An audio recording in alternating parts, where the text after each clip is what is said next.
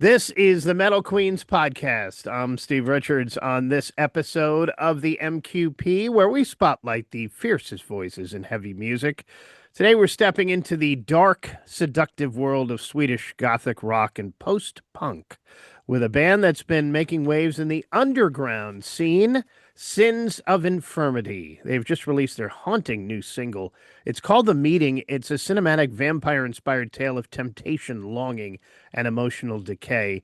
Following the success of their debut single, Sweet Temptation, the duo, which includes Mike on instrumentation and songwriting, and Belinda on vocals and lyrics, are cementing themselves as one of the most captivating new voices in Gothic rock. Welcome, Belinda, to the Metal Queens podcast. Thank you. Nice to be here. It's nice to have you here. Can you start by telling us how, and it's very interesting, you first connected with Mike and became the new voice of Sins of Infirmity? How it went? Well, I read an advertise on internet, Facebook, I think, and I answered him, and then I tried a couple of tunes first, and yeah, we liked each other immediately. So we decided to work together this summer, and What so we did. what drew you personally into Sins of Infirmity? What attracted you? Actually, I liked the voice of the girl singing the single before me. Mm. I liked her voice very much, and I thought this is not my style. I sing more metal today, but I figured this could. Yeah, it was nice to sing along with their song, and I thought, yeah, this could be really nice.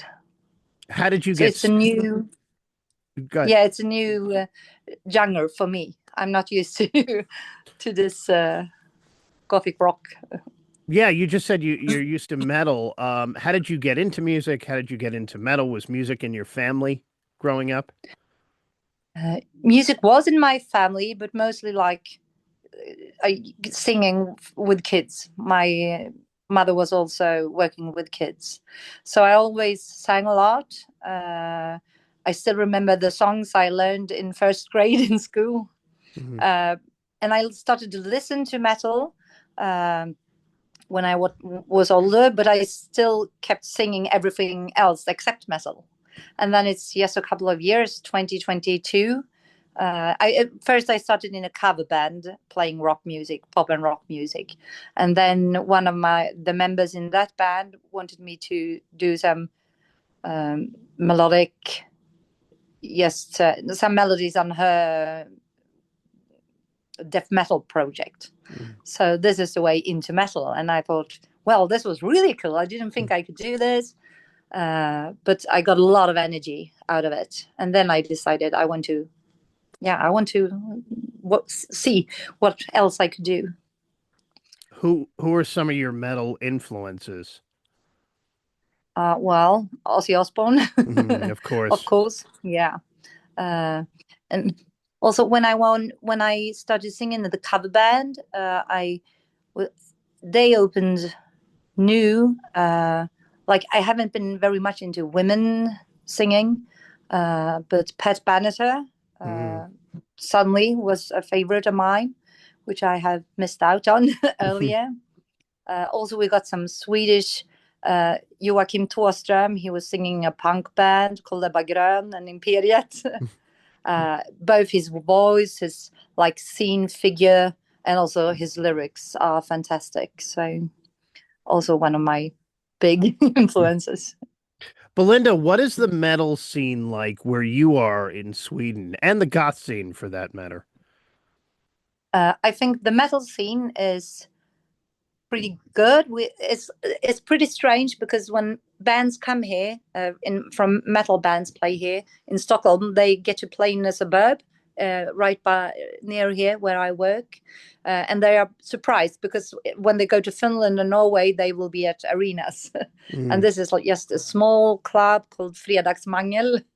Uh, we also had like an yeah, it was an cultural event, like like a museum going on for metal music in this place during this summer. So it's not what you expect, but it's really, really nice going there. And the goth scene, like I said, I haven't been following that just as much, but I know that on the same club, the sound technician is missing out of the rock and goth music, also punk. So he has started also a club at the same venue other days. Now, your full-time job where you're joining us right now, you're on a break. You are a teacher, Yes. right? Yes, that's right. Do the kids love that they have a cool rock star teacher? Do they know what Uh, you do on is yeah, your they do. Now they were laughing. They were actually laughing. Why did you put lipstick on? It's yeah, they're very interested. And 2 years ago, I actually had some kids that wanted to start their own band. They are Mm, only 6 years old. mm, Yeah. I love it. That's great.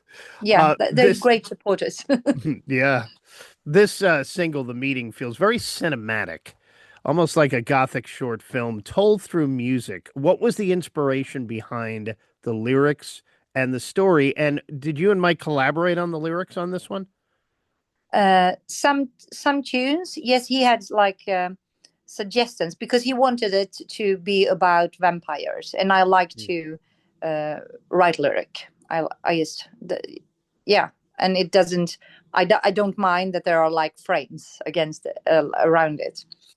So I got the vampires. I wanted it to be a story. The whole album actually, like someone longing to, because in other bands I have been writing more about personal experiences and yeah, emotions and stuff like that. So in this story, it's a girl who doesn't feel very good about the environment in her life, so she longs to be a vampire. Mm. And then along the way she will like it, but yeah, you know, the grass is always greener, you say that as well Yes. on the other side. Yeah. Yeah. So after a few decades as a vampire, she will start longing for death and normal life. The combination of your haunting vocals, Belinda, on this track and Mike's instrumentation, it really brings it to life. What was the creative process like between you two in shaping this song? I think we are actually we're working on our own. I'm working. I get his music, and then I get the inspiration. I like to go on walks when I write the songs, and then I have to go home and record it, and I will send it to him. And for the the first songs I wrote, and they're actually these are the two first one that you can hear now. Then he was immediately pleased. With them.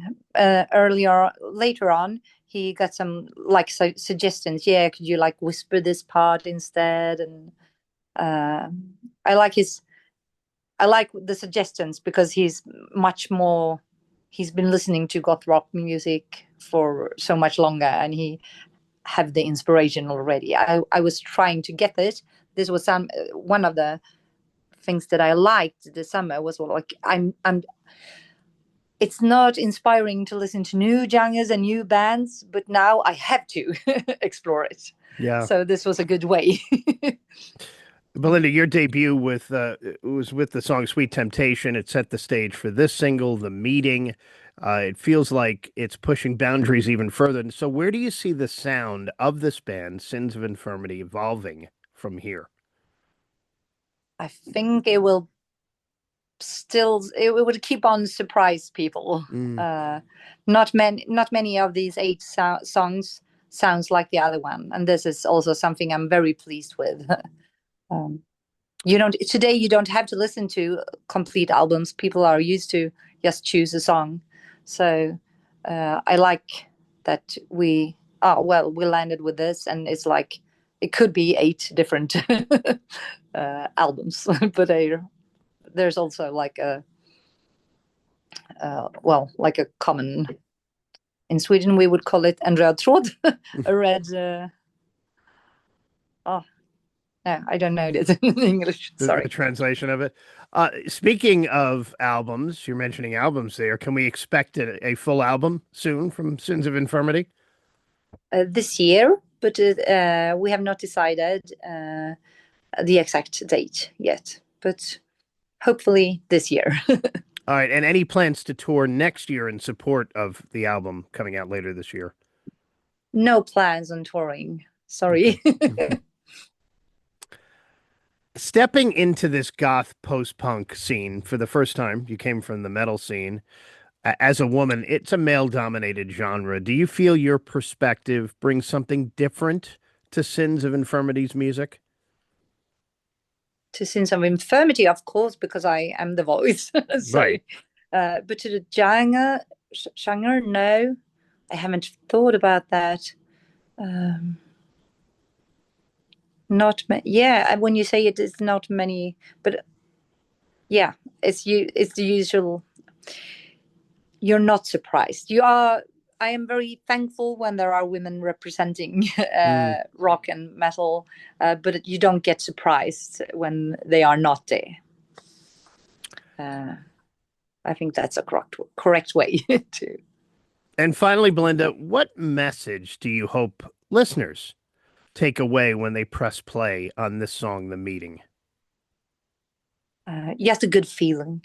Yeah, a great feeling. I would like to be relaxed, but also like inspired. But any feeling that suits you, this is what I want it to bring. All right, Belinda from Sins of Infirmity. They have 2 singles out now. Album coming later this year. Thank you so much for joining us here on the Metal Queens podcast, Belinda. Thank you very much. And have a nice day. You too. The songs are out now on all major streaming platforms. Be sure to dive into its dark world and let yourself get lost in the shadows of Sins of Infirmity. And you can follow them on Facebook and Bandcamp too. That's it for today's episode. Until next time, keep it heavy and always support the Queens of Metal. I'm Steve Richards. Thank you for watching.